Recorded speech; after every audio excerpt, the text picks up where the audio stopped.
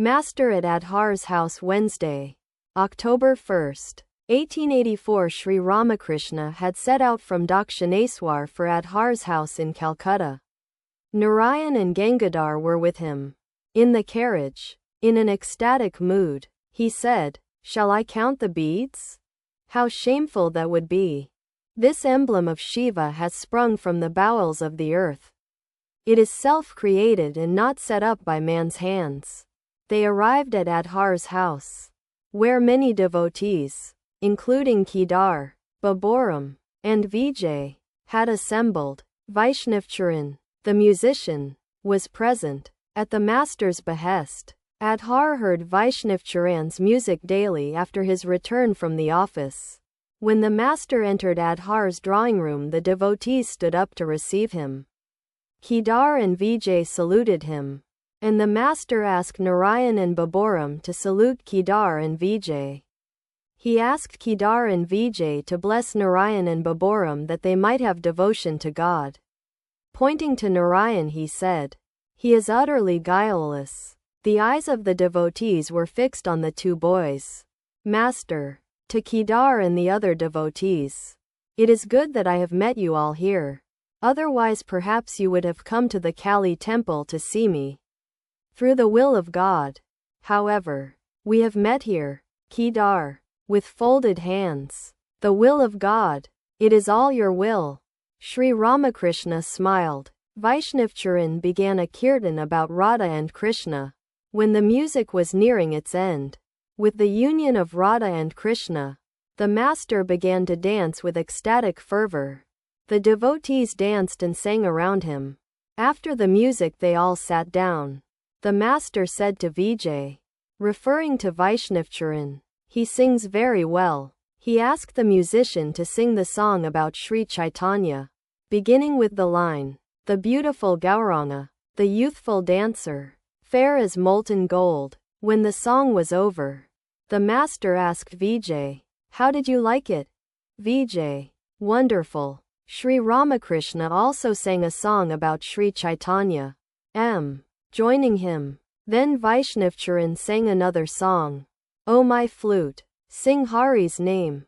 You cannot know the highest truth without Lord Hari's grace. His name removes our bitter grief. Repeat the name of Hari. Then, repeat Sri Krishna's holy name. If he bestows his grace on me, no longer shall be afraid of this unfriendly world. Sing then Lord Hari's name. My flute, our only treasure is his name." Govinda says, "Behold, my days are passing by in vain, in the world's deep and shoreless sea. Oh, let me not be drowned." Vaishnavcharan sang again, this time about Mother Durga. "O tongue, always repeat the name of Mother Durga. Who but your Mother Durga will save you in distress?" The master and the musician sang again and again the following lines from the song.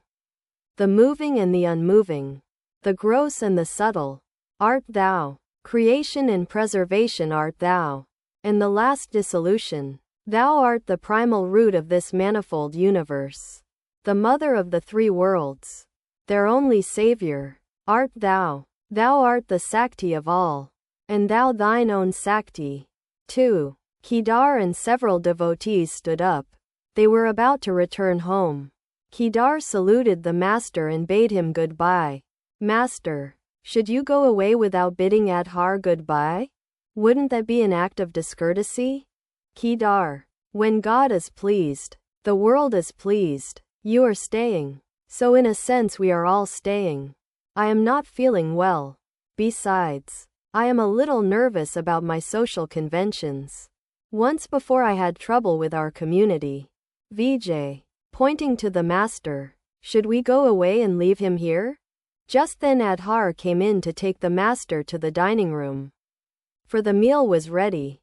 Sri Ramakrishna stood up and said, addressing Kedar and Vijay, come with me." They followed him and partook of the dinner together with the other devotees. After dinner they all returned to the drawing room, where the devotees sat around the master.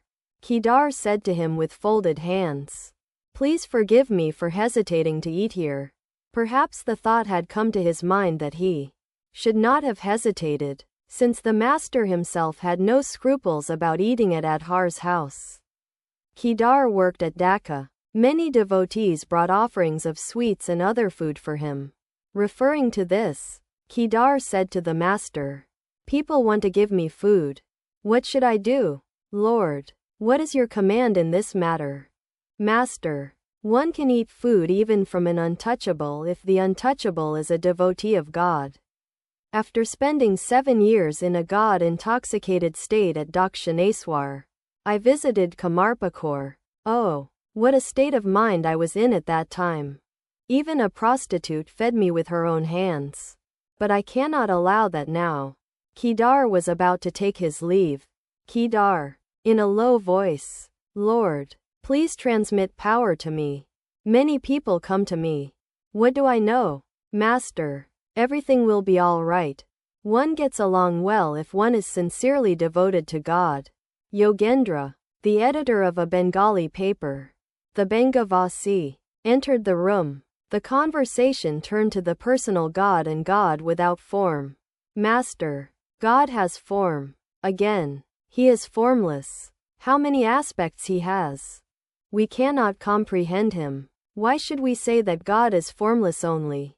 Yogendra: "That is the one amazing thing about the Brahmo Samaj. There even a boy 12 years old sees God as formless.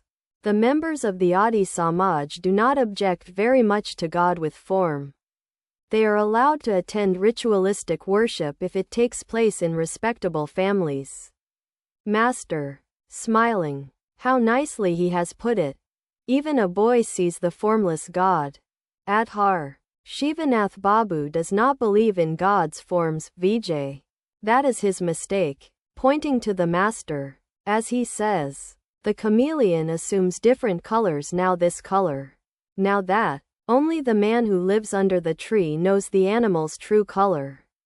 While meditating, I saw images of gods painted on a canvas. How many gods? How many different things, they said. I said to myself, I shall go to the master. He will explain it all to me. Master: "You saw correctly." Kedar: "God assumes forms for the sake of his devotees. Through ecstatic love a devotee sees God with form. Dhruva had a vision of the Lord. He said, 'Why don't your earrings move?' The Lord said, 'They will move if you move them.' Master: "One must accept everything. God with form and God without form." While meditating in the Kali temple, I noticed Ramani, a prostitute. I said, "Mother, I see that thou art in that form too. Therefore I say one must accept everything. One does not know when or how God will reveal himself." The master sang, "A mendicant has come to us, ever absorbed in divine moods." Vijay: "God has infinite power. Can he not reveal himself in any form he chooses? Man is a speck of dust, and he dares come to a conclusion about God. How amazing!" Master: "A man reads a little of the Gita, the Bhagavata, or the Vedanta and thinks he has understood everything. Once an ant went to a hill of sugar. 1 grain of sugar filled its stomach, and it was returning home with another grain in its mouth. On the way it said to itself, 'The next time I go, I shall bring home the whole hill.'" Quote, "All laugh.